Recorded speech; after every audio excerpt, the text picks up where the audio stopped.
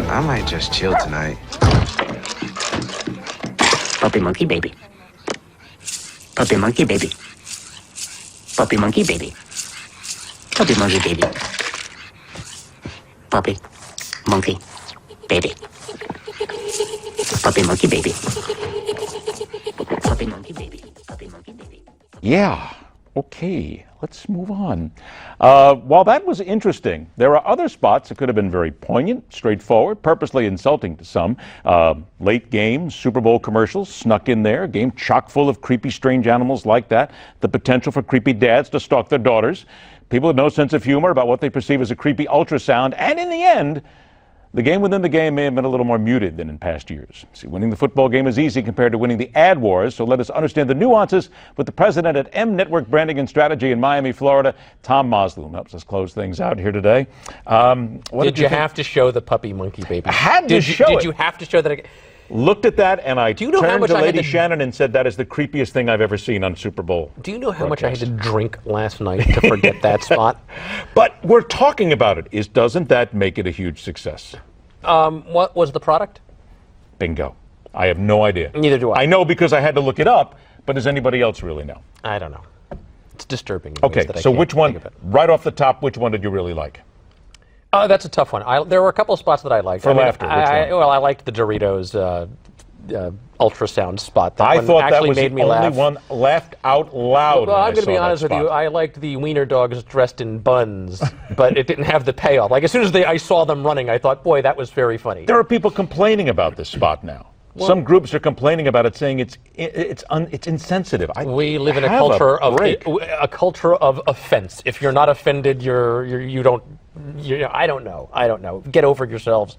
We need to get back to some basics. But yes, I enjoyed the walk-in closet as well. I thought that was, nobody plays Christopher Walken quite like Christopher Walken. People try, but they never quite get there. Yeah, exactly. Now, from a comedy standpoint, the one from Hyundai, which had Kevin Hart in it, hands the keys to his daughter, and he can now track his car and go wherever it was. That came up on USA Today as the #1 on the ad meter.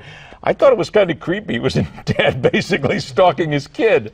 Yeah, I mean, I don't know if that's going to sell a lot of cars, but I guess they'll have some metrics. I mean, here's the bottom line. There were 114 million people who watched the Super Bowl last night. 30 seconds cost $5 million. Do some quick math. Each company spent about $50 to reach each viewer.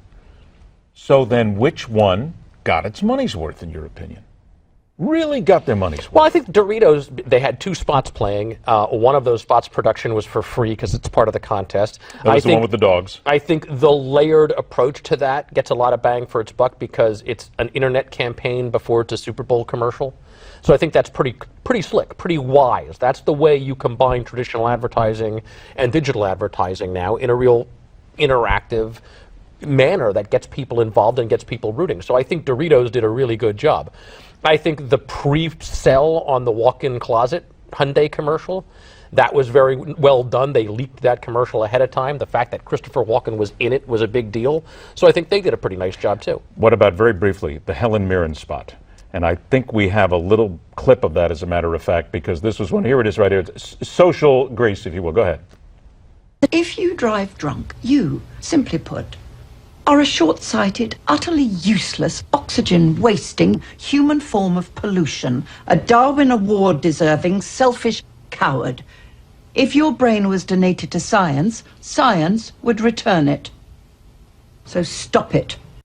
She's been reading my commentaries. Yeah, I thought you wrote that spot for her, actually. I think I've said that exact same words for some political candidates. 15 seconds, Listen, though. Was it worth it? Yeah, I think it was worth it. I think the only issue that you're going to find with that spot is that it was a Budweiser spot. I mean, the purpose of the spot is to sell more beer. Now, nobody sold more beer than Peyton Manning last night, which I don't know. And Budweiser says they did not pay him for that. Are you falling for it? They're going to start. You can't push alcohol if you're a current player, an active player, and he did it, so maybe he just told us. I think the order was wrong, though. He's going to drink beer and thank God. I think you got to do it the other way around. Either way, it works good. All right, good seeing you, See my ya. friend. Thanks so much for joining us. And thank you so much for joining us. Rock on, true believers. See you tomorrow night, right back here on The Hard Line.